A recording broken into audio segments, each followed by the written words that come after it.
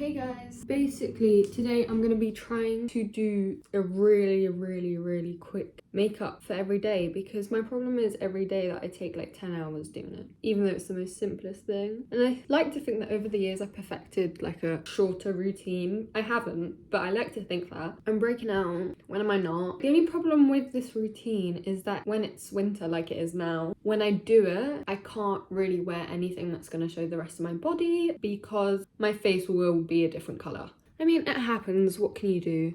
I actually have a tanning lotion that I could use on like my neck, so I'm not completely, I don't know what to call it. So this video should be max 3 minutes. That's how quick I want to be able to do my makeup in the mornings, because then it means I have like more time in the morning for anything else, literally anything else. But no, because I'm not being funny, from 6:20 to almost sometimes 7:20 I'm getting ready. When I have my clothes ready for me, I'm ready at 7, to be fair, but still that's 40 minutes of doing makeup, hair and makeup, and my hair's usually pretty easy to deal with, so makeup. I don't understand what goes on. I really don't get it. Also, throughout the years I have tried minimal makeup. I think I've learned a few tips on what's good and what isn't. For example, just mascara and highlighter in the inner corner, not good at all, especially with really bad long greasy ugh.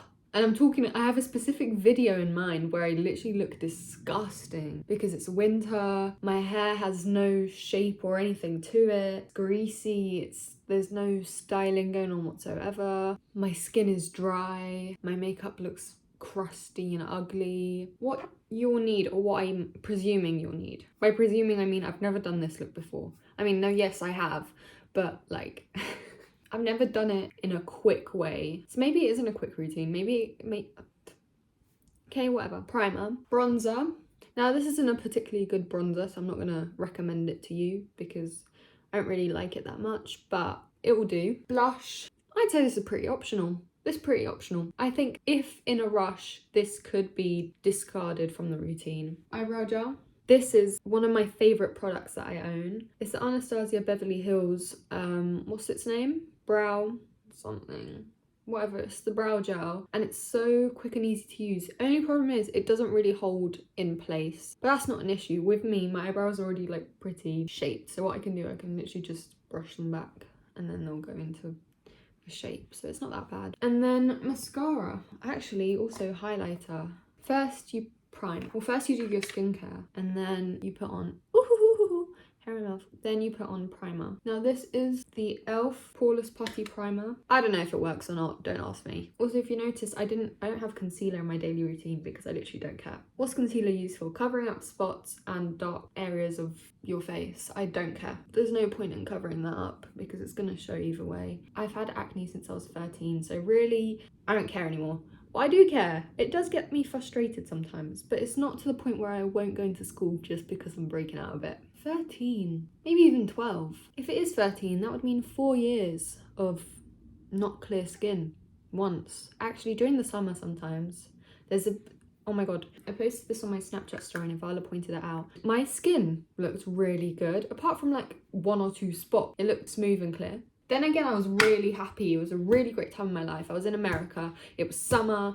I was feeling great. Actually, I wasn't feeling great. I was about to pee myself and I was on a plane and we hadn't landed yet, but that's another issue. It doesn't matter. It's a fun story to look back on. Actually, it isn't. It gives me PTSD. Every time I need to pee and I don't see a toilet nearby, I start getting flashbacks to that moment. I need to get a lash lift because I keep pulling out my eyelashes with this curler. This is the brush I use for bronzer, and I kind of use my bronzer like contour. Oh, recently I did a test to find out what type of face I have for what type of makeup I should do, and it said I should do natural, so this should be right up my street. Bronzer, obviously here because that's where you get bronzed first. I don't put any on my nose because my nose is big enough as it is. I also put it on my eyelids. I guess you could replace that with brown eyeshadow. So this is sort of my eyeshadow, I guess, but it's just a 2-in-1, so it saves time. And then I also do here. Now I aim to go for just the cheekbone, but then it looks really weird. So you want to blend it out a bit more. And this is just to give your face, a bit of shape and structure. Blend upwards. Look at me, beauty guru. And something I also like to do is make sure I blend into the hairline, otherwise it looks weird. Which I'm guilty of not doing multiple times, but you know, like, what is it? Do as I tell you, not as I do. Okay, sometimes I would have blended out a bit too much, then it looks like nothing. Just add more and concentrate it on the cheekbone, I guess. I don't know. I'm not a professional, I have no clue what I'm doing. Sometimes you can do it on the chin, but I find I break out a lot on my chin. I also find then that the difference between my neck and my face is more obvious. This is what makes me take hours in the morning. Really make sure you curl your eyelashes properly. I have extremely straight eyelashes, which droop down as soon as I put mascara on them. That's why I need a lash lift and to get rid of this eyelash curler. If you have naturally curled lashes, consider yourself blessed. Then you want to use your mascara. Get a good one. I've heard that waterproof mascara makes your curled lashes last longer. Listen to that, take that advice, and don't do what I'm doing. Now I know some people make a mess with their mascara and then clean it up afterwards, but I don't have time for that. I like to make it as clean as possible first try. Yes, obviously there'll be some mess. You can just use your finger for that. I don't understand then what takes me so long in the mornings to get ready. Why do I spend half an hour doing my makeup? Next, going with your blush. Now I use an angled brush for this so I can, I don't know, I just feel like it fits the shape of my cheekbone, so will therefore apply better. That's my logic. Could be wrong. My thing was so clean until we went skiing and the altitude made it all burst. This is a pretty good blush. I used the Glossier Cloud Paint in the shade Puff. What I really wanted was more of a red shade because that's what Victoria's Secret models use or have used on them for the shows. But I can live. And then I tap. I never blend unless it's patchy and not good into this upper cheekbone area, and then when I see that there's too harsh the difference, then I'll just do a little bit of whatever that is. Take your brow gel and you literally just go like that. Actually, you need to be careful because I've just got it everywhere and it's gonna look bad, but I also need to wax my eyebrows again because what is the shape? Do you see? It's so easy and effortless and it just, ooh, looks really nice. I was initially scared that it was going to be too dark. Okay, on camera, this looks really bad. I promise in real life the makeup looks fine. The eyebrow's a bit dark, but it looks fine.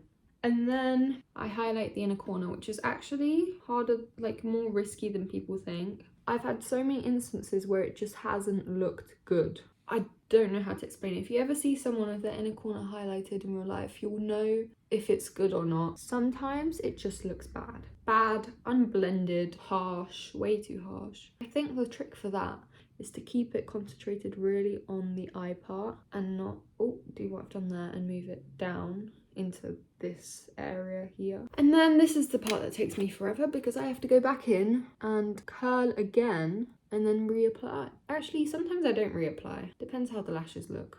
When I curl again, usually they get out of their clumpiness and they look quite nice and visible, which is what we need. But that's it. That is the quick and easy makeup look.